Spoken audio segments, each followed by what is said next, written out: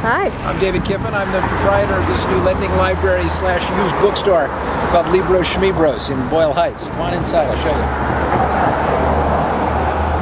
You'll have to forgive the mess. This was all put together by the seat of my pants and opened a bit earlier than anticipated because the real library down the street had to close on July 19th and I wanted to open on the same day. So come on in, I'll show you what we've been able to do in just a couple of weeks. This is sort of an antechamber, so don't get worked up about what you're about to see here. The Holy of Holies is pretty much in this way. One of my charter customers, Barbara Cooper, whom you may know. I do. This is Libros Schmibros. I hope the organizing principle will be completely out of date by the time you see this, because my watchword has been to get as many of the books onto the shelves as quickly as possible, which basically means alphabetizing them by author, which if you're looking for poetry rather than Walt Whitman may not be the most efficient way, but it's certainly the fastest. So we started A over there with Chris Abani, good local writer out of Nigeria, and circle the room 5 times until we get down to Z over there, Zenobi Zinnik.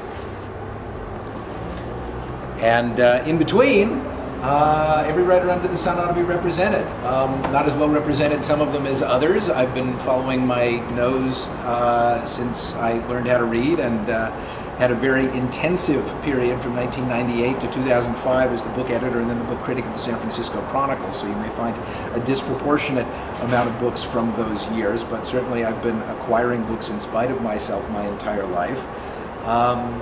And going to have the daily paper from Los Angeles and some other city that shall remain nameless pretty much every day.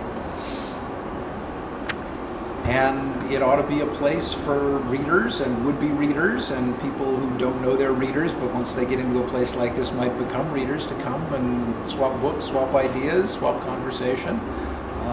That's my hope for the place anyway, and so far it seems to be pretty well borne out. Okay, let's walk into Libros Schmibros, Barbara. A little bit of Yiddishkeit in Boyle Heights. What do you think? Thank you very much. It's nice, isn't it? Maybe you and his former wife could have a little decorating powwow. Yes, please. Go. You can sit down anywhere you like. Oh, you'll like Veronique. She's French, like you. French too? I didn't know that. And David, you must sit down because you're so tall. If I'm going to have the two of you together. Well, welcome. Hi. Good luck to you. Thank you very much. Now, may I prevail on your retail expertise for a few pointers about how I can make this extra welcoming to my clientele? Posters. Posters. Posters of what? Of the latest books. Which books? Of your latest one. The latest books. That's an interesting point. I wonder. I'll have to. One that you're promoting. Well, I'm promoting them all equally, I guess. Although maybe some pictures of writers might, you know, promote some of the perennials. The writers, only their families. Oh, you're hurting me. Only their families. People love writers. But children will be interested in what you have to offer them. The children, parents have to bring in the children. Yes, I'm already seeing some of that. I had the damnedest experience. I was at the gas station. It's why I was late. While I was pumping my gas, I was swarmed by these 3 guys who were selling chocolates for, I don't know, some sort of school program. And because I just came from picking up donations at the Santa Monica Public Library, there were like 20 open boxes of books in the back seat. It was all I could do to hold them down because they took one apiece, and one kid wanted 2, and it's just such an appetite in this neighborhood. They'll probably be here in a minute now. I was thrilled. So when they come in the door, what are they going to want to see? You think they're going to want to see posters of books? And on the way out, Yeah. a cookie. A cookie on the way out. Interesting point. Any particular kind of cookie? Any brand of cookie?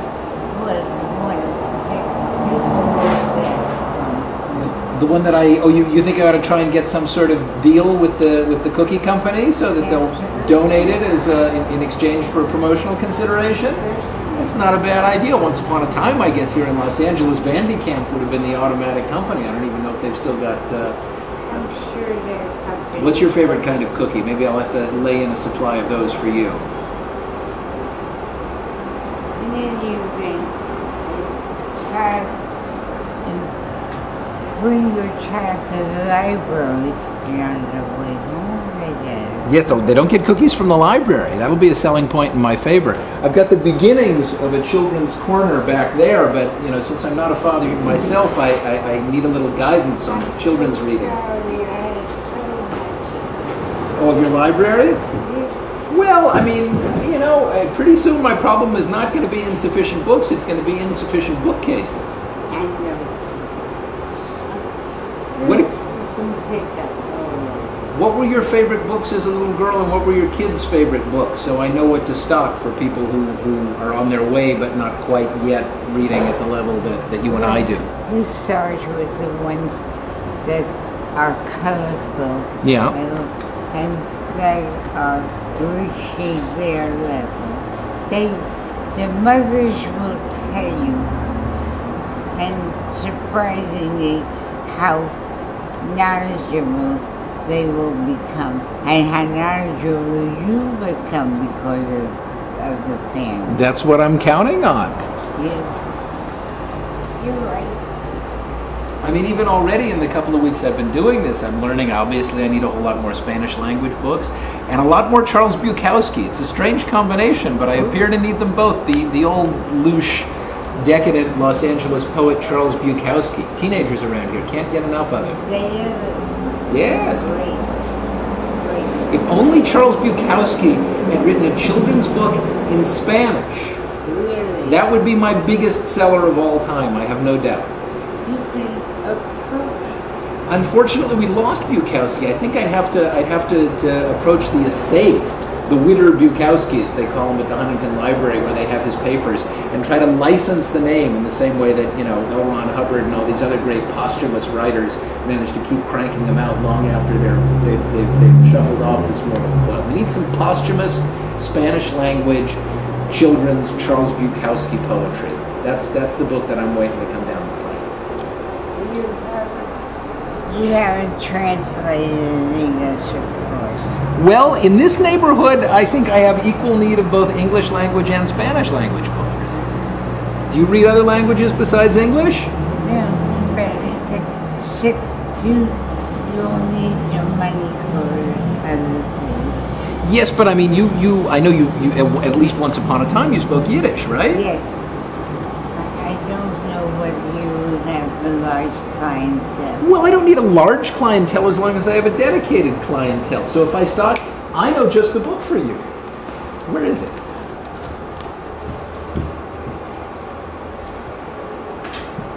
Do you know this writer?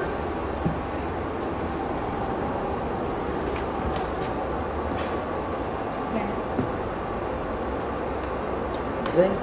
Isaac Babel, very good. I believe he wrote in Yiddish. He certainly wrote about shtetls in Russia.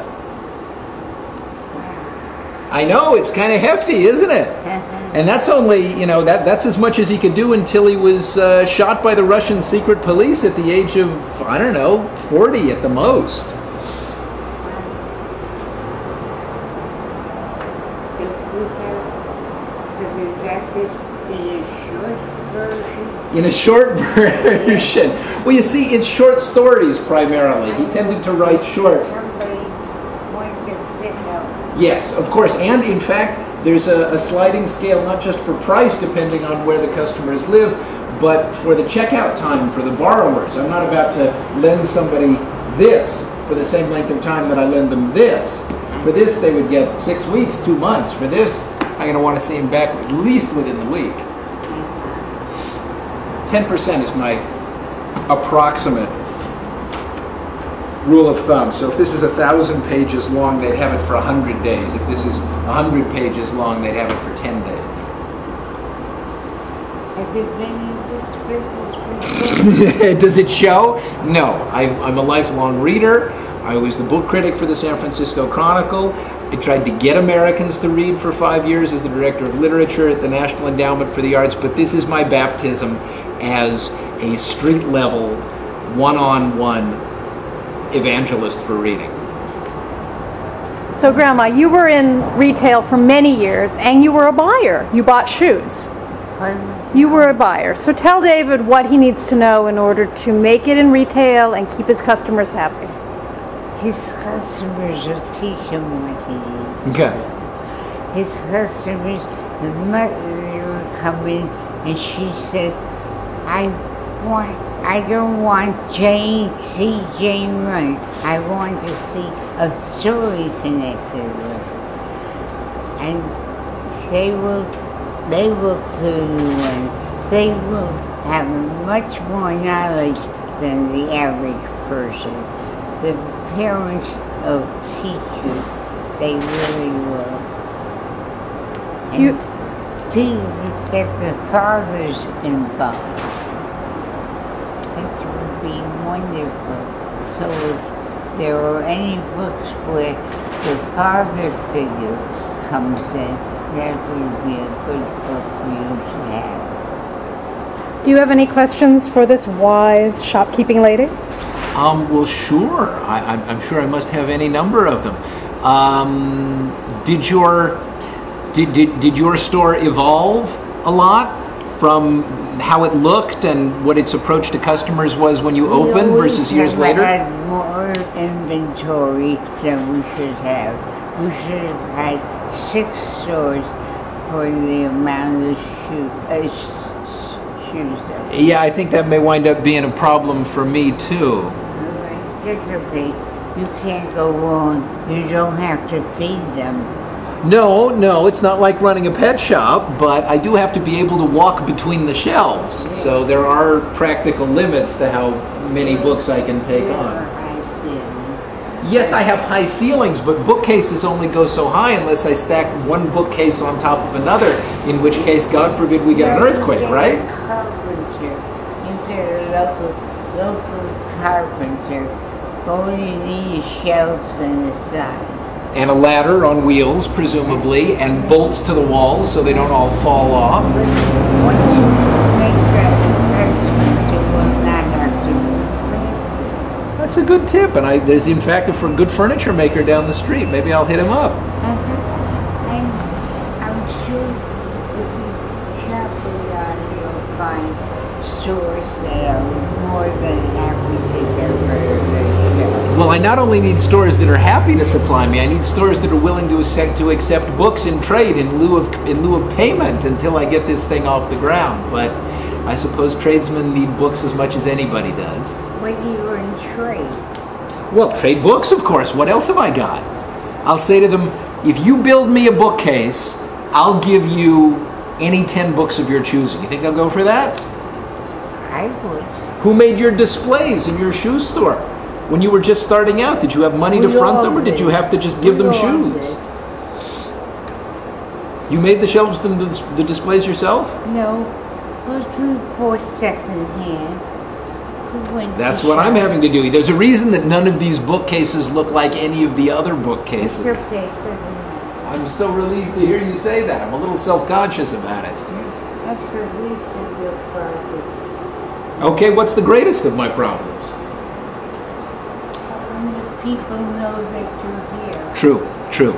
Well, we're not technically open now, which is why there aren't scads of people around us. But yes, what were your hours when you were in business? Well, when we were retailers and we were open too many hours, too many days. We spent our lives in our business. So if you had it to do over again, would you have shorter hours? Would you just target those few hours when you get the most foot traffic? Your traffic will tell you how much. Oh, it's already telling me. After school seems to be the strongest time. I started out wanting to open at noon every day and stay open at least halfway through the Dodger broadcasts. But I get more people probably between the hours of 3 and 6 than I do, the whole rest of the day put together.